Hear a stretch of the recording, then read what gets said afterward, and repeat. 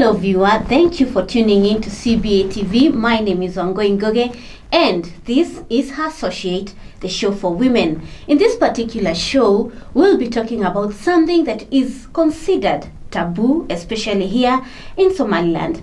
I'm talking about menstruation and menstrual health. With me in the show are two wonderful and beautiful ladies who will be discussing this topic with me. On my left side, I have Mariam. Welcome to the show. Thank you. And on my other side, I have Hibo. Thank you. It's the first time that we're having you. Yeah, Associate. it's my first time. Welcome. You're so welcome here. Thank you. I know you are a nurse and you have a lot of information to share, especially in this topic. Yeah, a lot of information. Exactly. Yeah. And Mariam, we've had you several times. We always love it when you come to CBA TV because we know that when you come, there's something interesting. Yeah, thank you for having me again and again. Mm-hmm. I felt like CBA is my second home now. Yeah, this is Thank your home. you. You're always welcome. Yeah. Well, in today's topic, first of all, I'd like to understand, why is it a taboo to talk about menstruation here in Somaliland? Where's the problem? Okay, menstruation, period, menses, ado, Somali. Everything is like taboo, as you said, and it's to be happening in a silent way. And why it is taboo? Because it's linked to women. Mm-hmm. Everything that's linked to the woman should be taboo. Mm-hmm. You know, FGM also is not be talking and all of that.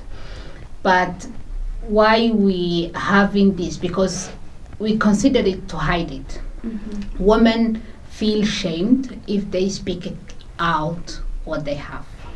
And it is a taboo because nobody's talking about it. Mm-hmm. It's not recognizing it's a kind of a healthy. Mm-hmm. And we know menses is a physiological Mm-hmm. thing. Mm-hmm. Woman menstruates because bleeds because she had a cycle. They are born like that? Yes, they are born like that. When they reach at the age of certain age, Mm-hmm. like 12, 11 and beyond, Mm-hmm. they have to menstruate Mm-hmm. to be productive. Yes. It's a kind of reproductive health. It's something very easy, Mm-hmm. and we have to consider it. And it's written also in Quran. Mm-hmm. And the things that came in Quran, Mhm. one of them is menses. Mm-hmm. So, reality speaking, it is a cultural background that make it taboo, not be talkable, and people feel ashamed Mm-hmm. on talking and that kind of issue related with women. Mm-hmm.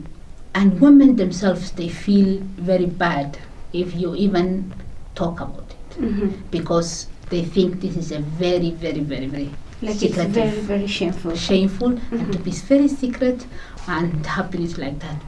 Mm-hmm. And there's a lot of things that we'll talk about that related when we hide something. Mm-hmm. Hibo, you're a nurse and you Yeah. get to meet a lot of women and a lot of girls. Yeah.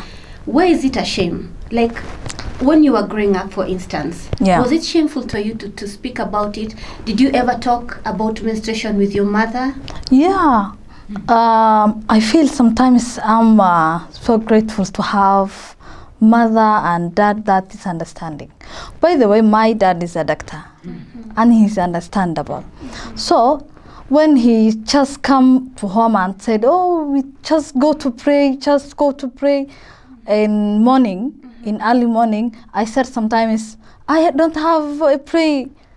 I have my menses." So he said, "Okay." So I feel most of them, 95% of my same age, they don't have that dad. They don't have that mom. That can understand, that can give her or tell her this. It's not sick, it's happiness. It is just psychologically, even mentally, you are not okay. Your hormones sometimes is too up, you are not feeling okay, you are feeling sick. If you hide it, you feel pressure, really. You feel pressure, pain, and that all things. And if you don't have someone to feel that problem, you are feeling sorry. That's why I began to tell that, to break that stigma, to tell that that's not taboo. the menstruation cycle, the menses, the period is someone. It's something that we can talk hygienically, everything. Yeah. Well, if you cannot speak about it, especially when you are a young girl, Yeah. where do you get the sanitary towels or the things you need to use during that time? Like, where are our girls getting their hygienic sanitary towels or materials to use during this time? Yes, it is like very disappointing that many girls can't access sanitary pads for three issues. One is that we hide it, so the girls are not accessing anything because they're supposed to buy it. And they need money. And they need money. Yeah. So they use rigs or they use what they can say sheets or something like that they can hide and prevent flooding. The other thing is even if the girls wanted to buy, the men are the one who is selling. Supermarket, if you see in Somaliland, a supermarket. Yeah, most supermarkets is men. Who are the sellers. When you go to the pharmacy, men mostly. Even the underwear in Somaliland is sold by men. So No this space is a for problem women. there. So the girls can't do anything. I remember there was many girls who I was talking to because I'm in my campaign, FGM campaign. I'm more interacting with the young girls. They told me that they steal the underwear from their mother or something. They steal the beds or something from their whoever in their house. So they are really struggling.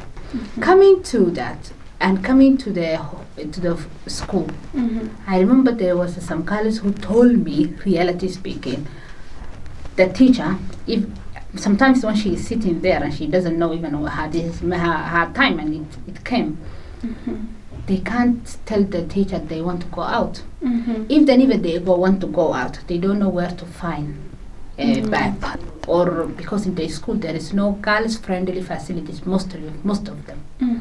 Maybe now they started, there's some organizations who are giving some that kind of material, but also it's closed. And it's also a problem that if you walk to that area, to the girls-friendly space, it's stigmatized. It's like labeled as like you're telling everybody. I'm going through this. Yeah. Yes, I'm going through this.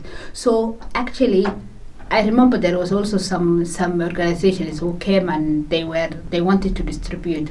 So they gave to the principal of the school, and he's standing outside and he wanted to give, and all the girls were moving like, because if she grab it, she have it. Yeah. You know, so that kind of a big pointing fingers and silent, that kind of a taboo around the menses, and the girls can't talk about it. It's kind of that making them actually really suffer a lot physiologically, mentally, because this needed to be something that can be shareable. Yeah. Sometimes girls need some painkillers. They can't walk. I remember sometimes when you have period cramps and your mom tells you to wash or something like that, then you can't say I have a period cramps. Because you're not even free with your own mother. Exactly. And there's another issue, that's the third issue I was talking about, is the mother-girl relationship. We have in Somaliland, or in Somali context, even when we are outside, they don't, that kind of talking to mom, telling the secrets, sharing what's going on with There you is no friendly man. is not there. There is a small, maybe like Hibo's father, or and that can have that kind of courage because they are educated or something like that. But when it comes to that kind of state, talking to your mother about what you are going through is like a barrier. It's like a wall. Probably it's because even this mother never got it from her own mother. Exactly. And to change this, maybe we should start from our schools. Yes. Yeah. Do we have menstrual health education in school or adolescents? Even you cannot tell men's period. Even you cannot tell them do you have a period? Even you cannot ask. They feel shame. They will tell you, oh, it's so shame. You cannot talk. Please, sister, what are you talking about? So you cannot even, as a teacher, you cannot teach it in class. Yeah, you cannot It's teach not in it. the syllabus. Yeah, because when the girl is in the home, basically when you are in the home, when what your mother tells you, that's shame. It's shame in public. When your teacher said to you that, they will go back to their home and said, Mom, the teacher tell us this. The mother said, oh, that's shame. They cannot talk that this. Oh, it's shameful. Oh, then what the girl will feel? That's shame. Then she cannot talk. She cannot tell. Yeah, all the things. The problem is we don't have in Somaliland the youth-friendly facilities. Yeah. Adolescent health is not existing. Those who are the teachers are not female. Like the percentage of teachers is So like like male 5%. are more. Yeah, male are more. And I have been in a private school last week, secondary school, purely for girls. All of the teachers, principal, and everybody who was working there, male. Oh my. I felt very painful. I felt sorry for that girls because I know what they're going through. So even as a teacher, I remember when there was the reproductive health or something like that, he says, oh, leave it, this is something So like that. the teacher will skip the topic. Skip the topic and say, this Oh is my. maybe it's a reproductive this area, and then they skip, because even himself doesn't never receive it an education on that. And that's what we really need to change. We really need to change this kind of we are now the girls in Somaliland, and there is a lot of secondary schools, there is a lot of education, even in university. People should talk about it and make it a topic. That's why we are here, and we started the 28th May. Yeah. You are women from Somaliland. How come you have the courage to talk about this? Yes, yet it is taboo. Like, aren't people asking you, why are you saying this? Why are you publicly talking about this shameful thing? Yeah. Where are you getting your courage from? Oh, truly, we make it, we're praying, we discussed, both of us, in one night, and I said, do you think that we can make awareness in ministries and tell that taboo, to break that stigma we can face, just to make the new generation, the latest, the future ones, the future young girls, to make them safe. How to we are, both of us, she is a doctor, I'm a nurse. She knows more than me because she works for the FGM, for that things, and she knows more than me, and I'm a nurse. Both of us, we can feel the pain. So I said, Mariam, we have to face this problem. We have to put that taboo Aside. from our face. Actually, voluntarily. should start. That's just what we wanted. And we are from Somaliland. Yes, in certain time in my life, I had this kind of pressure. I never talk about it. It was a taboo. I never shared with anybody. And actually, I was in Nairobi when I wanted to buy a bag, and I was needed because I was in a meeting and something like that. And actually, a man, helped me to buy it. Wow. That's the time, that was my changing point, because my turning point, because that man showed me this is not a shame. I can get it for you while you are working. So I'm grateful to him. And that's the day I really started to think, why in my country people are not talking, but this in the country they it's okay. It's not a shame. It's not a shame. It's Even the man can get it. While us in Somaliland, we wrap it. When you are buying it, you wrap it in a journal. Yeah, You put it in and this- they will put for you a black bag. Yeah, they will tell you, nobody put can it in a see black it. bag. Yeah. It's shame to take it in white. Yeah. And you see the suffer of the girls because we are, as Hibo said, we are in many female groups, and they talk about it. When they are fasting, they have to fast all the 30 days because they don't want anybody to know it, that they have this. So when you fast, like you have to fast even during your period. And you pretend you are fasting. Maybe you will hide it, but you tell people that you are. They call it a fasting game. And even you pray. You even pray? Yeah. If out of the people, you just start to pretend that you are praying, but you already have it because you don't want to share this kind of thing. It is really, this is a starting point. Yeah. I think maybe this is the first show in Somaliland that anybody can talk about that freely and discuss it. And it will be a long way, but somebody must start it. And that's why we are here. Yeah. Well, I hear there's this big campaign that you've organized. I would like to hear about it. Yeah. It's coming soon. Yeah. I've organized it on the 28th. Yeah, 28th. Actually, 28th is menstrual hygiene, World Menstrual Hygiene Day. World Menstrual Hygiene Day. And we will, it will occur in Tuesday, 28 May 2019, in Herssociate Cultural Center. We will make some different things. We make 2 different panels and 2 different sections. One is hygiene and health, and the second one is barrier and opportunity. So we invite 1 doctor, 1 midwife, 1 nurse, and 3 officers, 3 gender officers in 3 ministries, 1 midwife, 1 nurse. And that doctor will be gynecology and obstetrician. Yeah, because gynecology and obstetrician is the one who is part of why we did that, because of when the women are using these rakes, sheets, and different leaves, whatever they he will tell more the infections, problems and all of that. So we really need to clarify if we use this, if how it's hygienic day. So we have to tell them how to make it. Maybe people think that everybody knows how to wash, but in this thing it's very different. We will tell them and show them. We will show them this is harmful. This is this part is not harmful.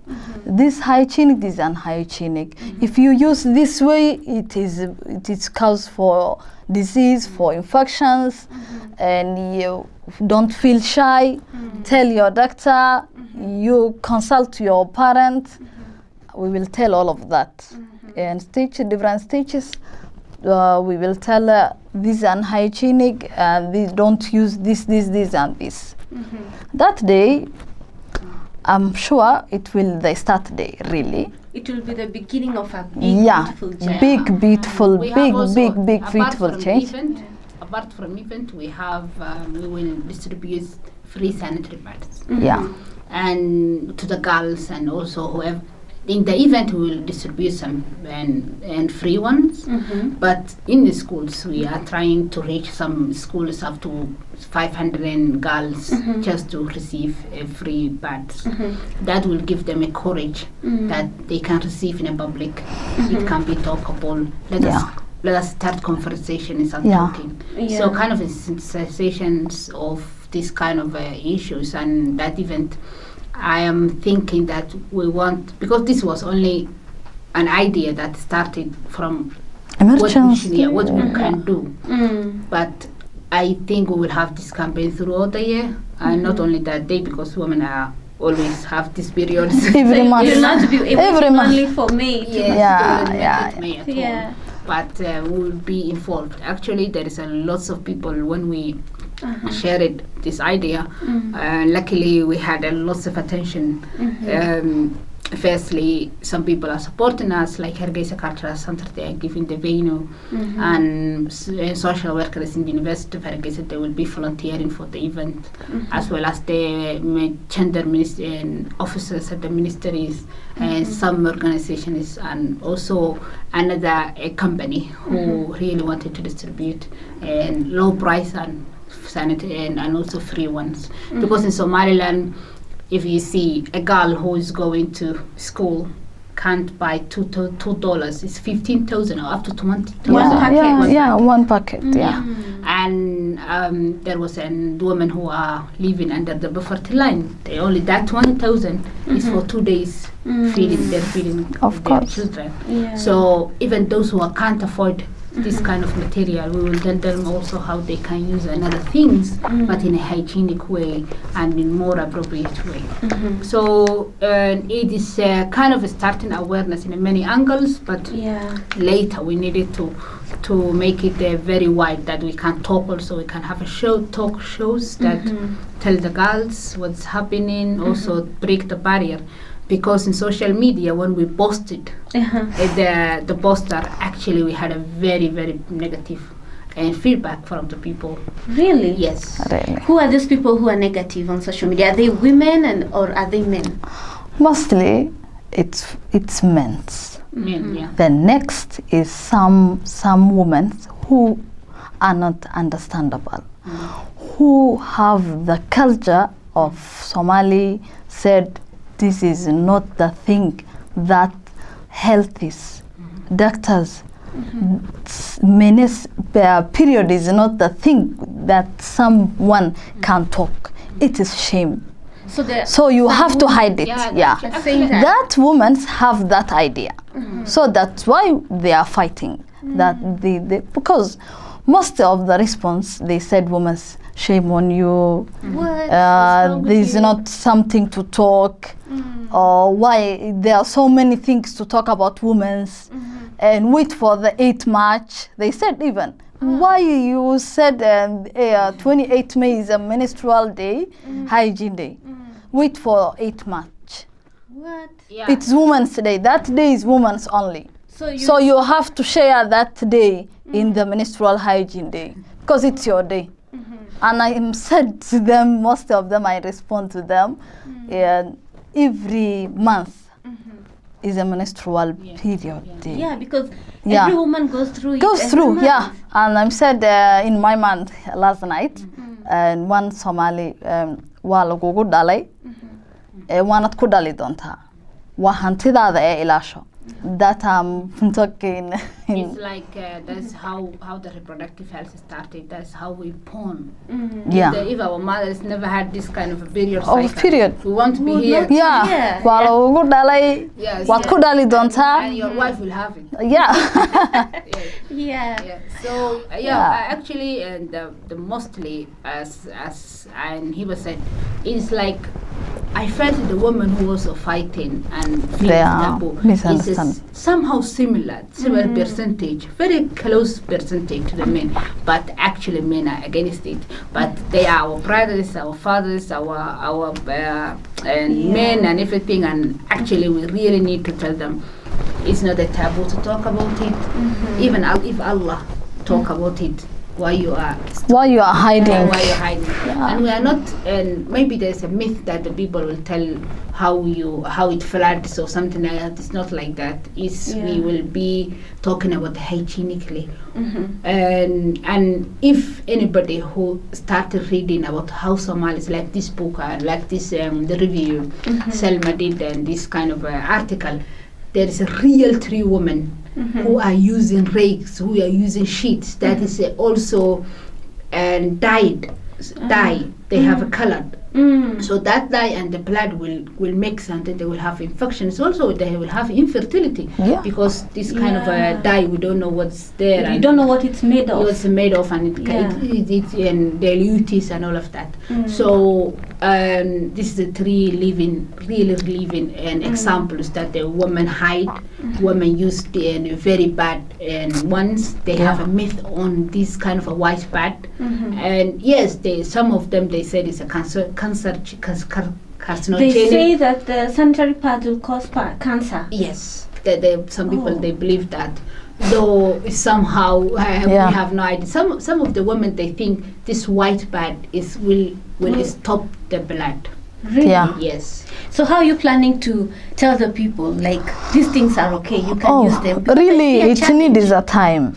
It needs more awareness. It's not only one day. We cannot, I can't say we can aware, we can change mindfully and that things.